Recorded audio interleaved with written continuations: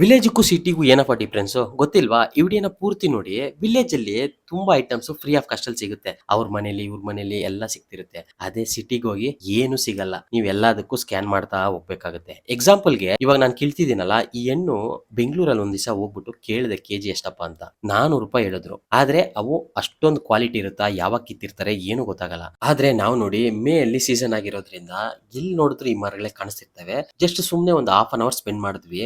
Bag ಗಟ್ಲೆ ತುಂಬಿಸಿದೀವಿ. Helmet ಅಲ್ಲೂ ಸಾಲ್ತಿಲ್ಲ ಜಾಗ. ಅಷ್ಟೊಂದು ತುಂಬಿಸಿದೀವಿ. ಹಣ್ಣುಗಳು ನೋಡಿ ಯಾವ ತರ ಇದಾವಂತ. ಫ್ರೆಶ್ ಜಸ್ಟ್ ಹಂಗೆ ನಿಮ್ ಕಣ್ ಮುಂದೆನೆ ಕೀಳ್ತಿದೀನಿ. ನೋಡಿ ತಿನ್ನಕ್ಕೂ ತುಂಬಾನೇ ಸಖತ್ತಾಗಿತ್ತು. ವಿಲೇಜ್ ಅಲ್ಲಿ ಮಾತ್ರನೇ ಈ ಮರಗಳಿದೆ ಅಂತ ನಾನು ಹೇಳ್ತಿಲ್ಲ. ಬೆಂಗಳೂರಲ್ಲೇ ತುಂಬಾ ಕಡೆ ನಾನು ನೋಡಿದ್ದೀನಿ. ಆದ್ರೆ ಯಾರಿಗೂನು ಇದೇ ಮರ ಅಂತ ಗೊತ್ತಾಗ್ತಿಲ್ಲ. ಖಂಡಿತ ನಿಮ್ ಮನೆ ಪಕ್ಕದಲ್ಲಿ ಎಲ್ಲಾದ್ರೂ ಇದ್ರೆ ಹೋಗಿ ಕಿತ್ಕೊಂಡ್ ತಿನ್ನಿ ಫ್ರೆಶ್ ಆಗಿ. ಅವ್ರು ಕಿತ್ತು ಇಟ್ಟಿರ್ತಾರೆ. ಬಟ್ ಅವ್ರು ಯಾವಾಗ ಕಿತ್ತಿರ್ತಾರೆ ಅಂತ ಗೊತ್ತಾಗಲ್ಲ. ನಮ್ ಕಡೆ ಇದನ್ನ ಚಿಮಿಚಕ್ಕೆ ಅಂತ ಹೇಳ್ತೀವಿ. ನೀವ್ ಏನಂತ ಹೇಳ್ತೀರಂತ ಖಂಡಿತ ಕಮೆಂಟ್ಸ್ ಅಲ್ಲಿ ಹೇಳಿ. ಇದೇ ತರ ಇನ್ಫಾರ್ಮೇಟಿವ್ ವಿಡಿಯೋಸ್‌ಗೆ ನಮ್ಮ ಪೇಜ್‌ನ ಮರಿದೆ ಫಾಲೋನು ಮಾಡ್ಕೊಳ್ಳಿ.